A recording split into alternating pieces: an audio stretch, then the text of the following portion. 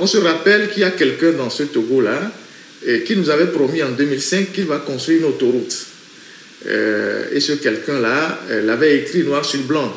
Il avait dit dans toutes les campagnes qu'il fera une autoroute de l'espoir, Lomé-Saint-Cassé, dans son premier mandat. Il a fini 4 mandats. Il n'est même pas à l'étape des études de faisabilité. Il a fini les 4 mandats. Il nous a promis l'autoroute en un seul mandat. Il a fait 4 mandats. Il n'a même pas commencé les études pour l'autoroute.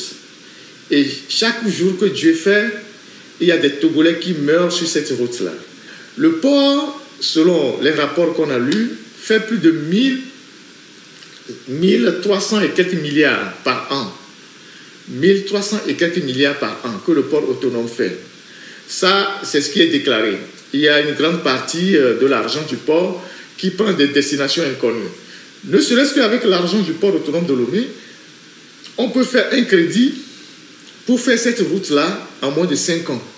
Parce que le port peut prendre en charge la construction d'une autoroute Lomé-Dapao. Puisque la nationale numéro 1 est totalement intégrée au port. C'est un axe qui est intégré au port. Sans ce axe-là, le port n'est pas viable. Puisqu'on n'a pas les rails. Et il n'y a que cette route qui dessert l'intérieur du pays. Alors, vous avez quelqu'un au Togo qui a été chef d'État pendant 4 ans et 5 mandats, 20 ans, et qui est maintenant président du Conseil, qui n'a jamais pris sa voiture. Il dirige le Togo depuis 20 ans. Il n'a jamais pris sa voiture pour faire Lomé-Saint-Cassé. Même dans son propre village, il ne circule pas pour regarder l'état des infrastructures, les maisons, l'environnement dans lequel les gens vivent. Il vient en hélicoptère, il atterrit, l'hélicoptère fait la poussière sur les gens. Et puis quand il repart, ça fait encore la poussière. Les gens crient « Oh !» et puis il repart. La première liste de ceux qui sont concernés par les mandats d'arrêt internationaux. Ils ont dressé une première liste, il y a une seconde liste qui va certainement suivre. Et donc, cette liste-là, cette première liste comporte 11 personnes qui sont concernées par le mandat d'arrêt international dont a parlé Madjouba, Awate et ses amis Tiakwe et Adjouvi. Il y a Olivier Ama, qui généralement intervient dans les lives. C'est un ancien officier de la gendarmerie qui est en exil. Olivier Ama. Il y a Zagabambo. Il y a Agbodjan, je pense, oui, Togbevi PC. C'est son nom qui est Agbodjan, selon les informations que j'ai reçues. Il y a Odako TV, c'est ça. Il y a Ferdinand Vincent Haïté, naturellement, ça fait le 3e mandat pour moi. Il y a Sodi Yawo, dit Kodjovi Togen. Il y a Maître Akila Essoboko, c'est un ancien ministre togolais en exil. Il y a Kofi Yamyan, c'est un Togolais qui est aussi en France. Il y a Mpetre Nda Mark, voilà le nom qu'on m'a envoyé, Mpetre Nda Mark. Il y a Mathieu Nyasimbe. Je pense que ça fait... Il y a Daté Fafadi Benissan, je pense que c'est Raoul Leblanc. Donc, ça c'est la liste des 11 personnes que j'ai pu recueillir de mes sources, qui sera déposée demain à la DCPJ à des fins d'être introduits dans le système de Interpol. Et je pense qu'ils sont en train de faire un travail avec la documentation pour avoir l'identité réelle des gens. Parce que la plupart qui sont sur les réseaux sociaux ont des surnoms. Je voudrais inviter ceux qui sont au-delà de ce que les avocats ont dit, ceux qui sont en Afrique, à faire preuve de prudence, d'extrême prudence. La Côte d'Ivoire, ce n'est pas un pays sûr. Alassane Ouattara a appelé fort son neveu. Ça veut dire ce que ça veut dire. Les 3 pays qui sont en haut de chez nous là, qui vous vantent le panafricanisme, je vous ai dit que c'est des pays qui sont très liés au Togo. Les 3 pays qui sont en haut de chez nous là, il faut les éviter au maximum. Je parle de ceux qui sont en Afrique. Parce que, comme il n'y a aucune loi, le temps qu'on vous arrête, vous êtes dans le premier avion, hein, en 1h30, vous êtes à Lomé. En 1h30 de vol, vous êtes à Lomé. Et l'objectif du pouvoir, selon ce que je sais, c'est d'arrêter un seul et le massacrer pour traumatiser les autres.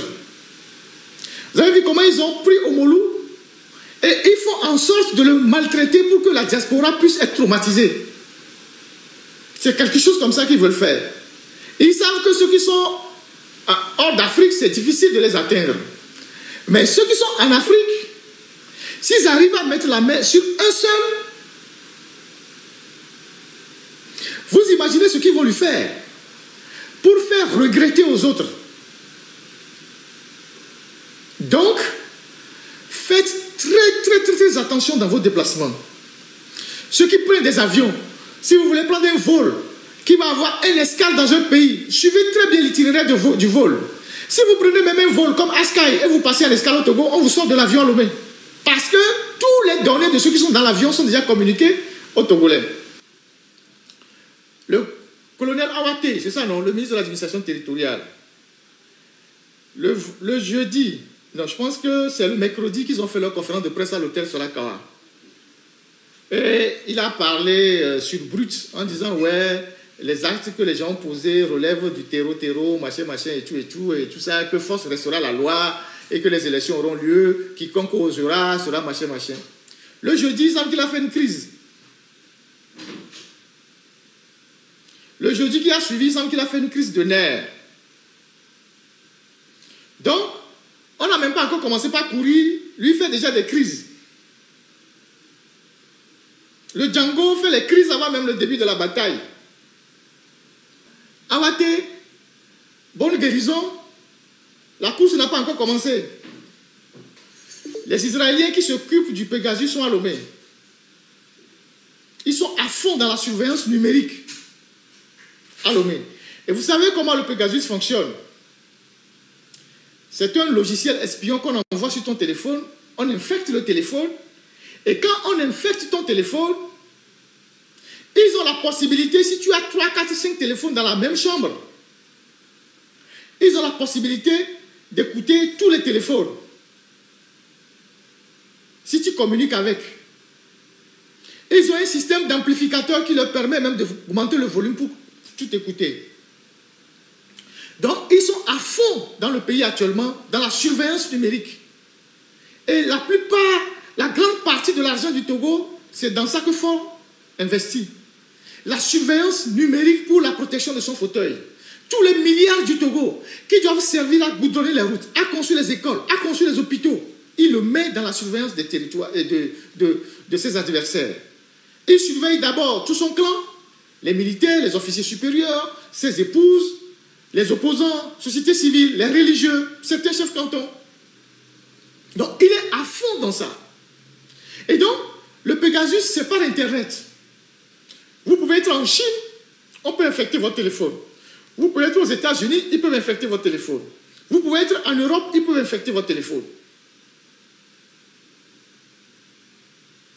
Moi, par exemple, j'ai la possibilité ou la chance, en tant que journaliste, de faire analyser mes téléphones chaque 2 ou 3 semaines.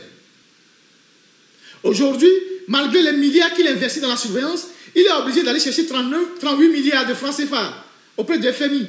Pour 38 milliards qu'on peut trouver au port, qu'on peut trouver à la Lonato, qu'on peut trouver je ne sais où, à la SNPT, la banque et le FMI exigent aujourd'hui qu'on augmente les carburants, qu'on augmente le prix de l'eau, qu'on augmente le prix de l'électricité à cause de 38 milliards qu'on peut trouver en une semaine au port autonome de Lomé.